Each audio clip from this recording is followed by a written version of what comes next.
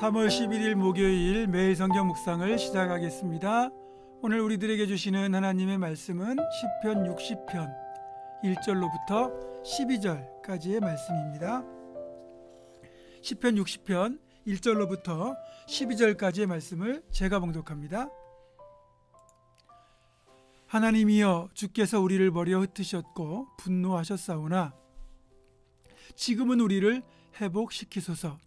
주께서 땅을 진동시키사 갈라지게 하셨사오니 그 틈을 기우소서.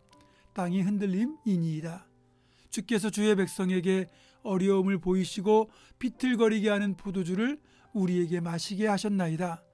주를 경외하는 자에게 깃발을 주시고 진리를 위하여 달게 하셨나이다. 주께서 사랑하시는 자를 건지시기 위하여 주의 오른손으로 구원하시고 응답하소서. 하나님이 그의 거룩하심으로 말씀하시되 내가 뛰놀리라. 내가 세겜을 나누며 숫꽃 골짜기를 측량하리라. 길르앗이 내 것이요 므낫세도 내 것이며 에브라임은 내 머리의 투구요 유다는 나의 규이며 모압은 나의 목욕통이라. 에돔에는 나의 신발을 던지리라. 블레셋아, 나로 말미암아 외치라 하셨도다. 누가 나를 이끌어 견고한 성에 들이며 누가 나를 에돔에 인도할까? 하나님이여, 주께서 우리를 버리지 아니하셨나이까?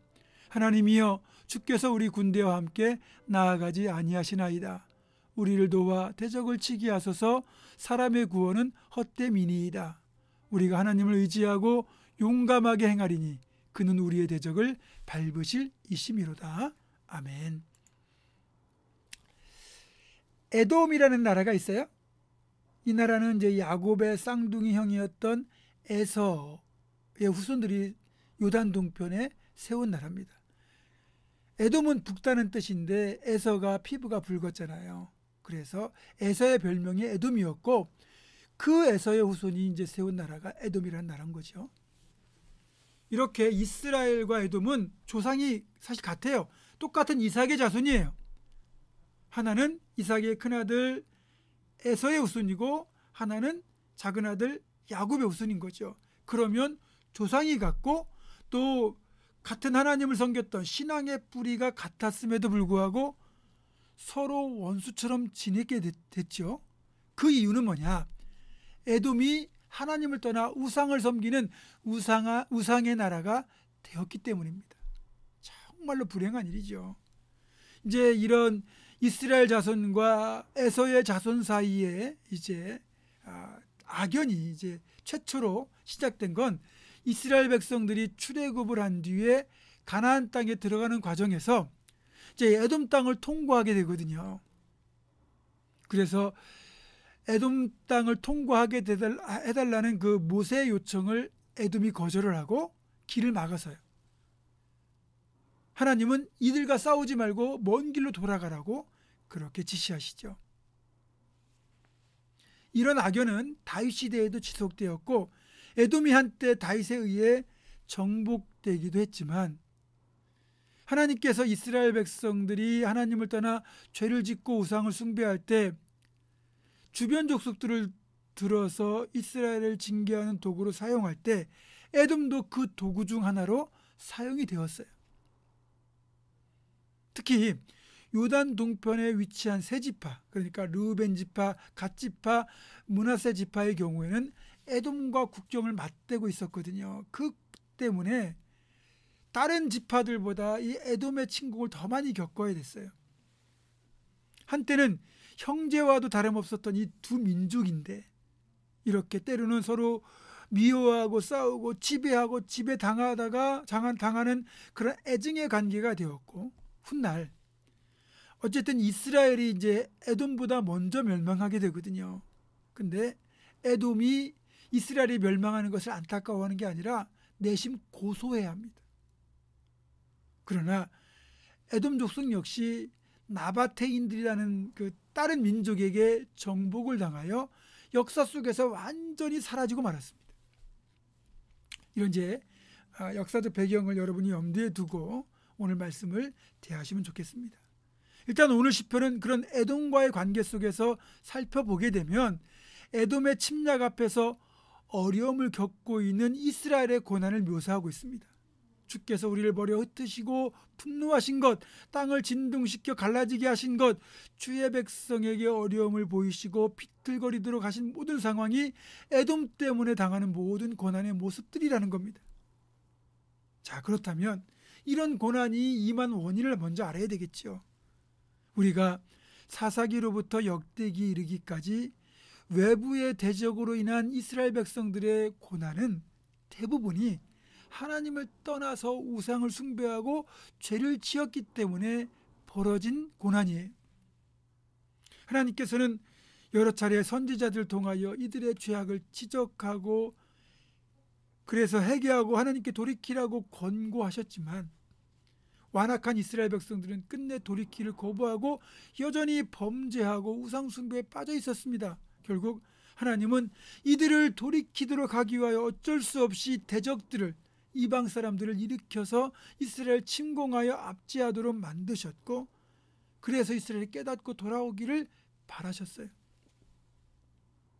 제 아무리 하나님의 자녀라고 할지라도, 신앙인이라고 할지라도 하나님을 떠나서 죄의 길로 계속 행하면 하나님이 징계하실 수밖에 없어요. 그리고 그 징계는 어떤 형태로 나타나느냐, 오늘 본문에 나오는 대로 흩어지고 갈라지고 계속하여 어려움을 당하고 삶이 비틀거리는 상황이 되는 겁니다.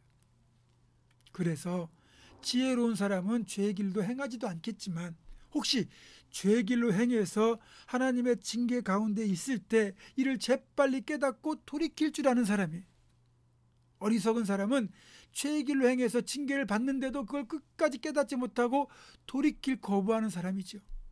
그 결과는 멸망입니다. 이런 측면에서 보면 징계라는 것이 당시에는 슬픈 일이에요. 하지만 그것 때문에 더 큰 복을 누릴 수 있게 되는 거예요.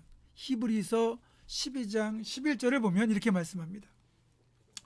무릇 징계가 당시에는 즐거워 보이지 않고 슬퍼 보이나 후에 그로 말미암아 연단받은 자들은 의와 평강의 열매를 맺느니라.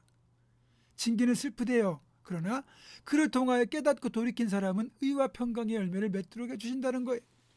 계시록 3장 19절 이렇게 말씀합니다. 무릇 내가 사랑하는 자를 책망하여 징계하노니 그러므로 네가 열심을 내라 회개하라. 책망과 징계는 사랑하기 때문에 나타나는 거예요. 사랑하지 않으면 그냥 놔두는 거예요. 그냥 멸망하도록 놔두는 거예요. 그러나 사랑하기 때문에 책망해서 징계해서 돌이키고 그래서 다시 복받게 하시려는 하나님의 손길인 거예요. 자, 그래서 이렇게 징계를 통해 돌이킨 뒤에는 상황이 어떻게 변화될까요? 본문을 보면 주를 경외하는 자에게 깃발을 주시고 승리를 주셨다는 거예요. 진리를 위하여 달게 하셨나이다. 즉 쓰디쓴 삶이 달콤하게 바뀐다는 뜻이죠. 주님이 구원하시고 응답하시며 모압과 에돔을 목욕통과 신발을 던지는 곳으로 나아가 블레셋까지도 정복하게 될 것이라고 말씀합니다. 나를 괴롭히던 대적이 이제는 나에게 복종하는 상황이 역전된다는 거예요. 말씀을 정리합니다. 사랑하는 여러분, 죄는 짓지 말아야 되지만 솔직히 죄를 짓지 않을 수는 없잖아요. 자, 그러면 죄가 있는 곳에는 반드시 징계가 있습니다. 그러나 징계를 통해서 죄를 돌이키고 회개에 이른다면 징계보다 더 큰 평강의 축복이 도래할 겁니다.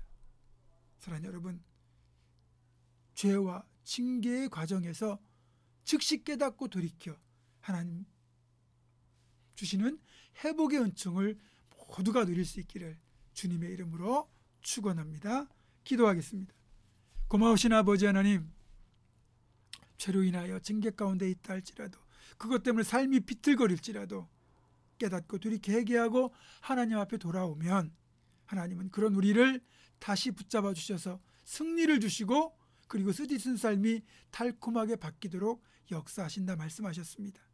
그 하나님 꼭 붙들고 우리가 죄와 징계의 과정에서 즉시 깨닫고 돌이켜서 회복의 은총을 입게 하여 주옵소서.